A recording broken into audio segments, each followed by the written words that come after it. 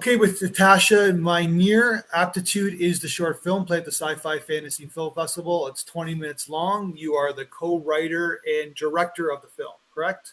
That's correct. So really cool, like kind of like we're in the future. High state. I guess there's an exam that dictates one's future. I That's guess right. that could happen, right? Actually, it already has happened. So, what's really interesting is we came up with this idea in like 2015-ish, and then around 2016, there was the company called Scoutable that got a big slew of funding, and essentially over the last years, Microsoft, a bunch of Fortune 500 companies now use these video game based hiring exams where you essentially go through little levels where you're like jumping on lava rocks and stuff. And they claim that your ability to accomplish this video game is actually, a defining example of your character, both IQ and EQ, aka like who you are, you know. And so these exams do exist, they are being used already, and they're just getting more complicated now with AI. And the sort of philosophical claim that they can judge who you are is getting more high stakes.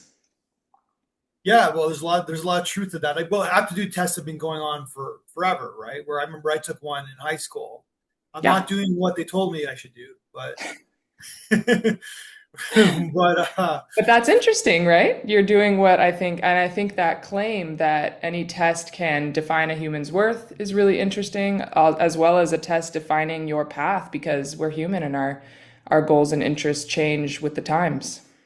well, I guess, but what I was about to say is that they told me I was going to be a teacher, right? Mm. So there's some teaching in what I do, I guess, right? So, and then even when you're directing films, I don't know, like there's some, I guess they pick a personality trait, and they're not going Yeah. to tell anybody that they're. I don't think there's anybody taking aptitude test saying you're going to be a podcaster or a film director. I don't think that's going to be on the. It's going to be more of a No. generic lawyer, doctor, teacher, kind of accountant kind of thing, I guess, right? And even then, right? I mean, what they're assessing for is literally aptitude, right? Your ability to, what are they like, even if they can quantify how well you work with other people, how like your cooperation skills, your leadership skills, your every other type of like science and math and language skill that, we usually use in like standardized tests like the SAT or other countries, different names. But yeah, I think what we were trying to assess is not that standardized tests are inherently, useless. Like, of course, there is, the whole advent of big data really showed us that yes, we absolutely can capture a ton of information about large swaths of people, and that information is really helpful to us. It's kind of like if you ever read the Foundation series, it was the beginning of us saying like, oh, we can kind of predict what populations are going to do based on having this massive amount of data. But then the problem happens when we shift philosophically, right? And it's the same thing with how we're using AI and all this stuff. It's not necessarily the tool that's the problem, it's how we implement it. And the thought that philosophically we can claim we can value a person is a really it's a question about our souls. It's a question about what it means to value someone's path in life. And it really means we're trying to like optimize a human's, input into our sort of social structure, right? But it would be fine if we were saying, look, we're trying to optimize our economy. It's another thing to say we're telling you what your value is. Yeah, and you just made a last interesting statement because it's not about people becoming better people. It's about money and it's about capitalism in a sense, right? That's 100%. why they came up with these tests, right? So Yeah. And so I think it's almost like as long as we're more authentic and transparent about that, I think we can maintain a better headspace. It's when we claim that we're sort of doing some soul-filling work that it gets issue.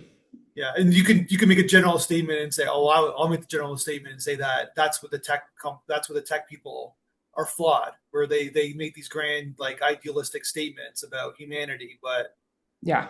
it never pans out, right? There's always flaws to every system, right? So I think so. I think so. And I think that, yeah, I think when we talk about big data and we talk about the contributions of of what it means to have a very, very effective exam. What's tricky is like standardized tests, when they were first implemented, were considered great equalizers. They were actually this really important thing to help prove that people who might come from a low income background are just as smart as someone who comes from a wealthy family, right? Yeah. And so, in many ways, like they were invented with the intention of being supportive to the underdog, but yeah, as in all good things, we can corrupt them if we abuse the philosophy behind them. But not like not to get. I want to get to your film in a second. But that said, a lot of those tests have proven to be culturally biased, right? Like I mean, especially the IQ test. Yeah. yeah, it's like it's part of the reason in what we show in the film is that, it's claiming to be this great equalizer. It's advertised in the bigger we're pitching this as a bigger series, and in the series we talk about it as, it's interesting to imagine these exams that are like the SAT said to be these incredible equalizers. But the truth is, people with more money have more access to preparation. And just like in this, they have access to prepping with the headsets, whereas all she can do is prep on paper. And there is such, as that disparity widens, it's going to really make it harder and harder for people. And the ongoing claim that it's still equal becomes quite unkind. All right, so let's get to your film. I watched your film and I'm like, this is a. I obviously see a lot of independent sci-fi and fantasy short films. This is a really well made film, well produced film, and it's like from every level. Like it's just it looks so good, and I don't know what you did, but everything looks real, Thank you. which is and it's just like even the scene where she walks into the building, it's just like there's a lot going on, right? And must that let's get to that scene there because it's one shot. It seems like that was a hard one to pull off. Definitely. That Well, I have to say, the look of this film, I very am so grateful to get to work with the incredible DP Hanna Plotzer. She's like a true genius. She was a graduate of AFI a few years back now, and just all of her work, her thinking, the way that she examines story, the colors she chooses. I mean, she's just such a fantastic cinematographer. So I adore her and credit her to much of the look of this film. But I think the ways that we worked together is we were, especially like on that scene in particular, we spent a lot of time just in essentially the equivalent of like a dance studio, like an open space where we were blocking out, putting up chairs, and she and I were using our phones and blocking out a nice scene where we could sort of like maintain the suspense and the tension of what it feels like to sort of be someone who's supposed to be equal but is like smuggling in this cheating device to sort of try to get into this facility, and to create the as much of an air of tension and surveillance as we could, knowing that we had a very limited budget and we were going to be using a government building, which that is what that is. And it looks like a yeah. So that must not like from a producer standpoint, that must not have been an easy building to shoot it.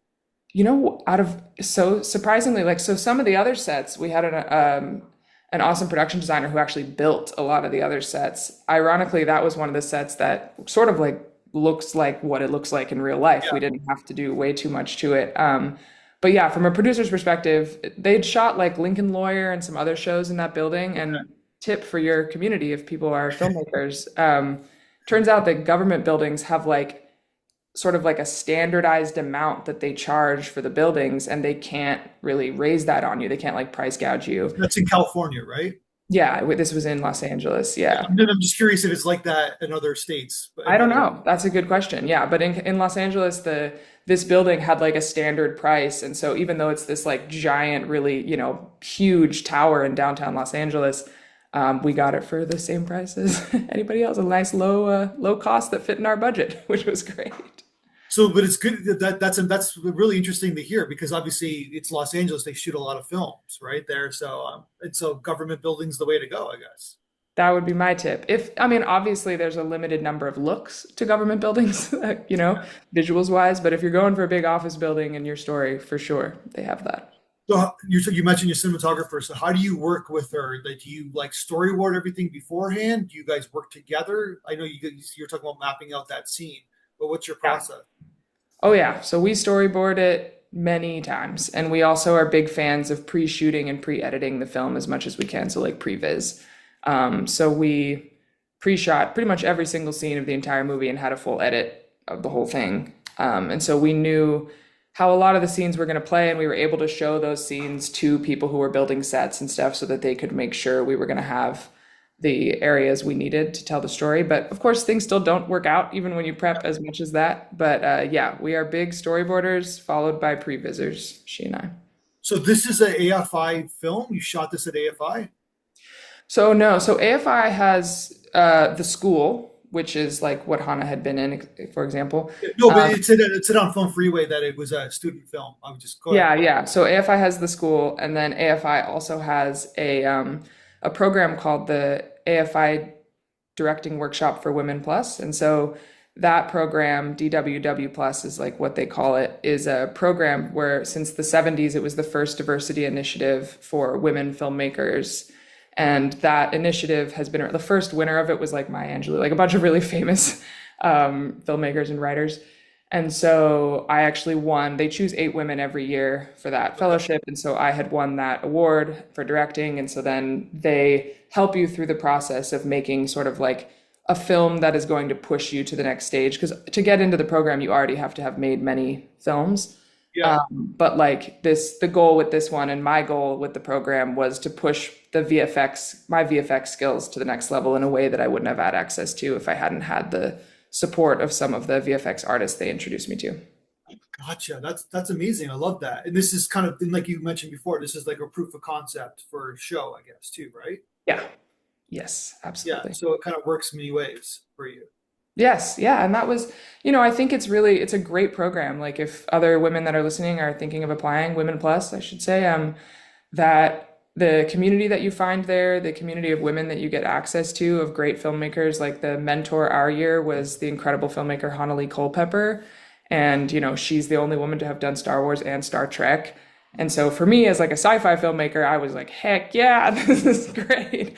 And She's so the eight rooms of females, I guess. yeah, you get these like incredible access, and it was really helpful for me to just learn things. Like it's not like they're going to hand you the money; you still have to raise the money yourself. But just I had never had someone say like, "Hey, you want to just be introduced to this incredible VFX artist, and then you can make of that opportunity what you will." But yeah, Well, but at the same time, you're learning to collaborate too, right? You're learning to kind of work from a creative level. That's so much part of directing that doesn't get discussed that often, but that's what part of directing is. Like, it's you have an idea, you have a vision, and talking to these amazing creative people about your yeah, vision. Right? Yeah. absolutely. And they sort of act like the executives, like they sort of act like a studio or production company would act, I think, on a traditional film.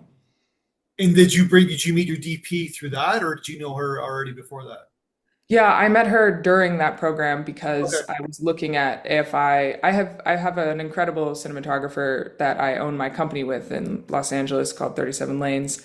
And his name is Jeff Hammerton. And so we've for the last, 10 years of my career, every commercial we've shot, all of that has been with Jeff. But, Jeff is now running our business. And so I had this moment where I was like, I would love to work with all women heads of department heads for this project. It feels like an intimate story about a woman's, the specific story about this character felt to me that it would be best expressed by a team of women. And so I sought new relationships, of which Hannah was one of them.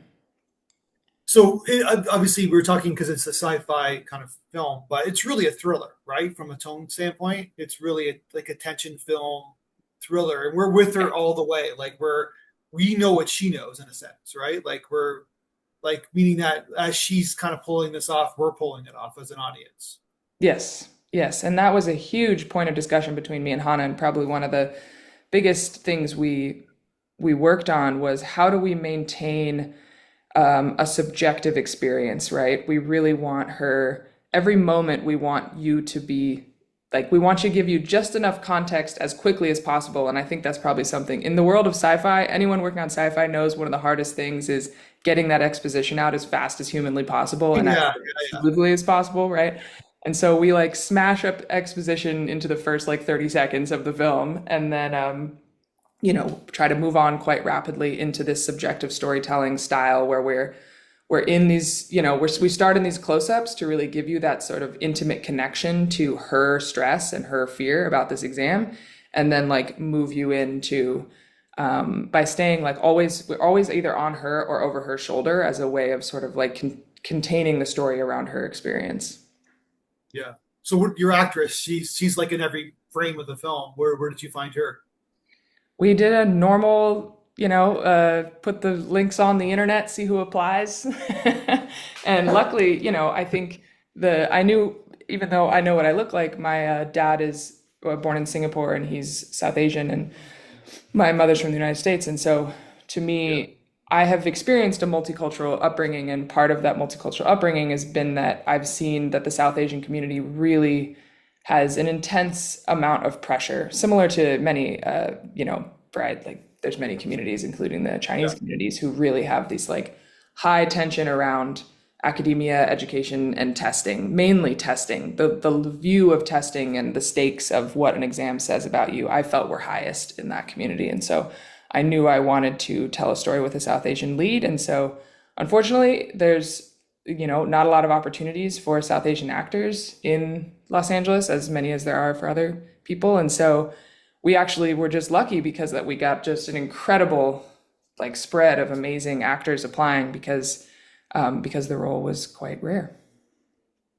Well, she's fantastic, and really, she's the film in many ways. I Yeah, know you got special effects, but it comes down to storytelling, right? It comes down to emotion, and she pulls it off in the film. If her performance isn't there, the film's not there, right? 100%. And her eyes, she told so Yeah, much of the story without words even, I right? know.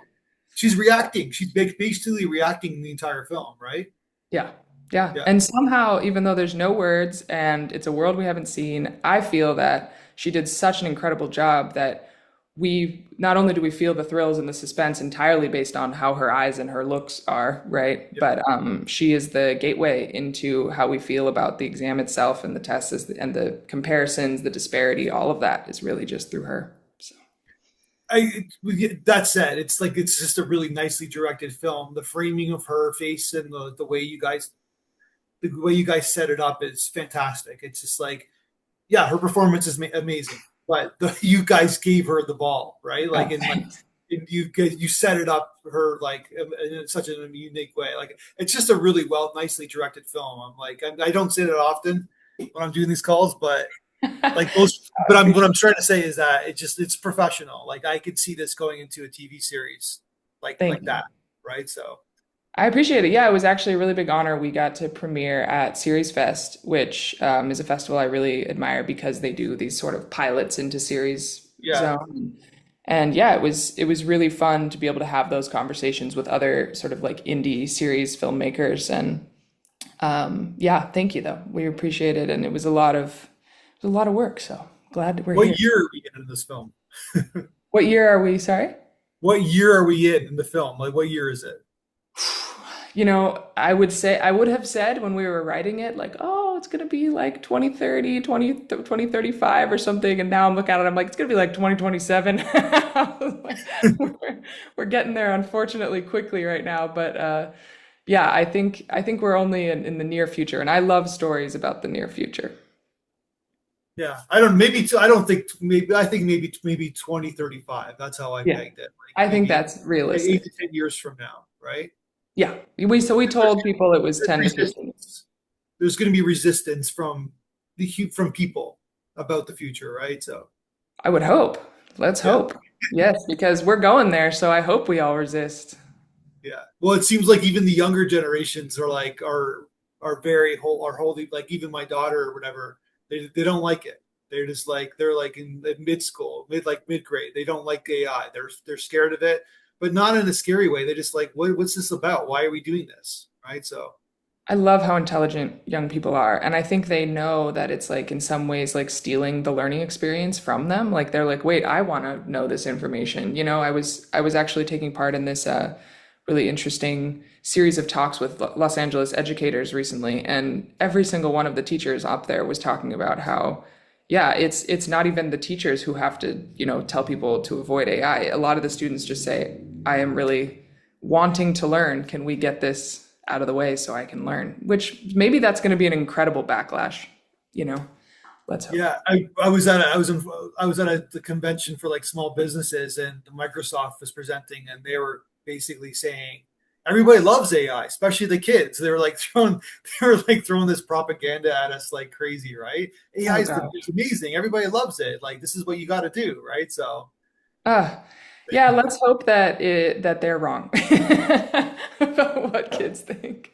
well, every powerful force has an opposite powerful force, so that's what happens in humanity, right? So It's it's true. It's true. And I really do believe, and as is in this film and as is in the next film that I'm working on right now, I do believe in a rise of what I'm calling like hope punk culture or like solar punk culture or whatever, community. There's many communities that believe that we can, through sort of like collectivism, through positivity and resistance, we can build the future that we want that utilizes the technology we have, but just sets it in the right sort of philosophical framework. yeah, that's easier said than done, I guess, right? So, Yeah, but each of us having these conversations is the stepping stone. I wanted to ask you about. I don't want you don't have to give away the ending at all, but I want to ask you about the ending because this film is the ending. These films are the ending is so important, Yeah. right? You got Yeah. to finish it off, right? Yeah.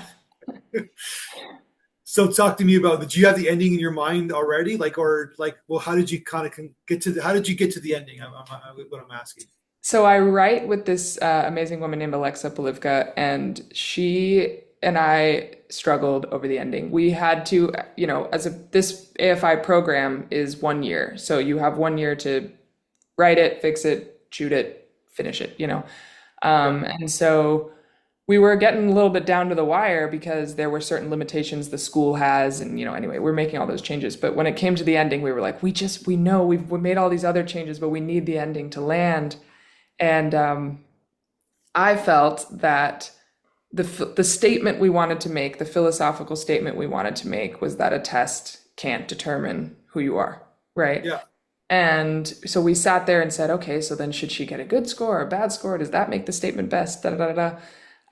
And ultimately, we felt that we wanted the audience to be able to think about the fact that what does it matter what her score is, right? Because the point is, it doesn't matter. It can't, right? And so yeah, that was the sort of thought that then made us say, okay, I think we could come up with a really fun device, the little device she wears, and yeah. use that to make a really fun ending. And so yeah, once we had figured out the ending, we then worked backwards and put that whole cheating device and used the cheating device as our way into a discussion about how disparity proves that these tests can't actually fairly judge people. You have obviously a theme and ideology in the film, but you don't hammer it home to the audience. Like you don't like tell us what to think, Oh, that's right? good. Like I'm you glad. you know what I mean? Like it's that fine line where you're telling this because it's her story, right? So you kind of you make it a micro story with an individual. It's a macro discussion, of course, but it's a micro story. But we Thank you. don't.